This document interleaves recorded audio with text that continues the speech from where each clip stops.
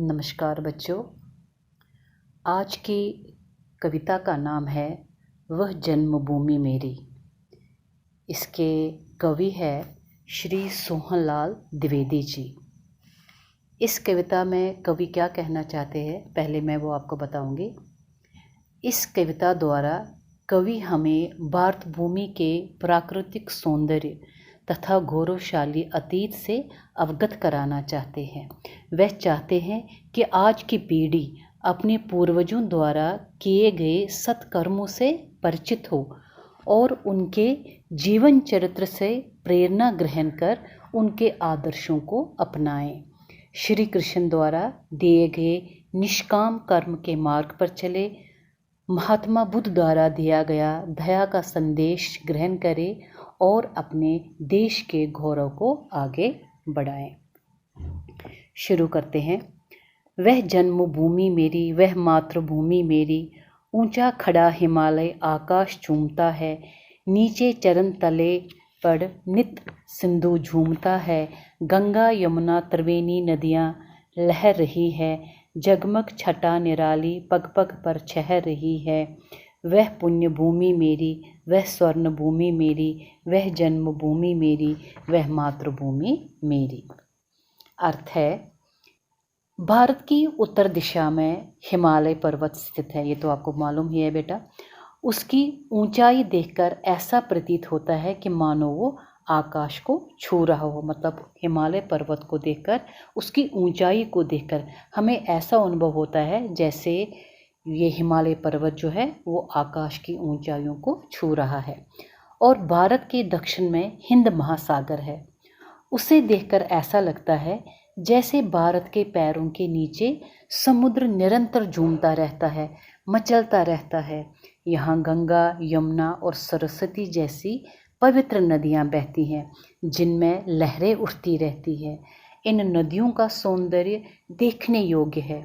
इनकी अथाह जल राशि कदम कदम पर सबका ध्यान आकर्षित करती है।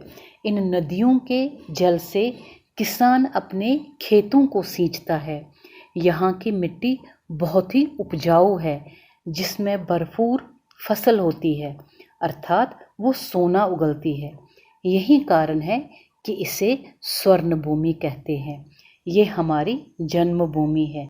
जिस प्रकार माता अपने दूध से अपने बच्चे को पालती है, ठीक उसी प्रकार यहाँ के अन्न और जल से हमारा लालन पालन हुआ है। यही हमारी मातृभूमि भी है। यहाँ की धूल मिट्टी रूपी माँ की गोद में खेलकर हम बड़े हुए हैं।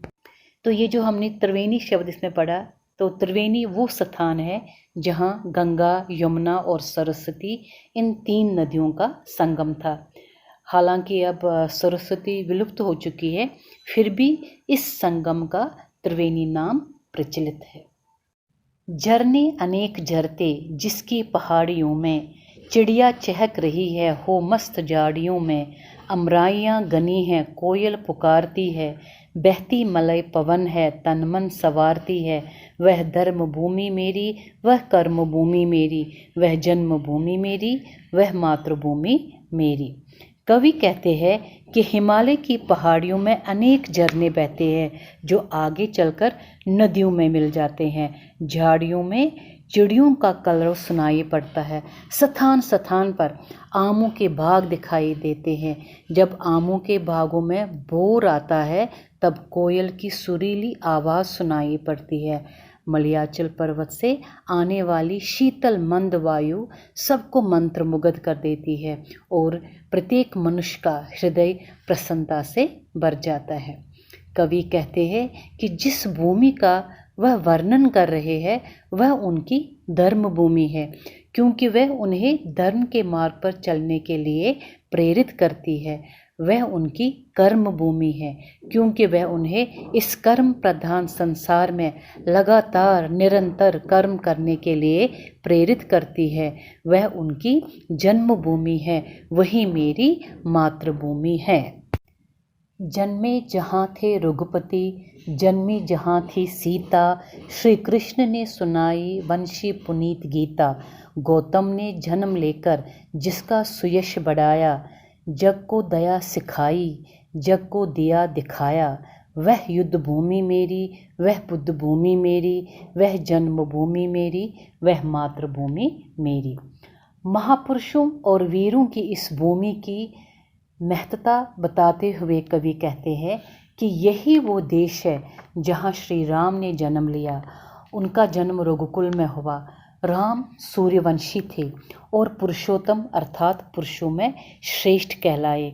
इसी भूमि पर जनक नंदिनी सीता ने पतिव्रत धर्म का पालन करते हुए पति के साथ वनवास किया।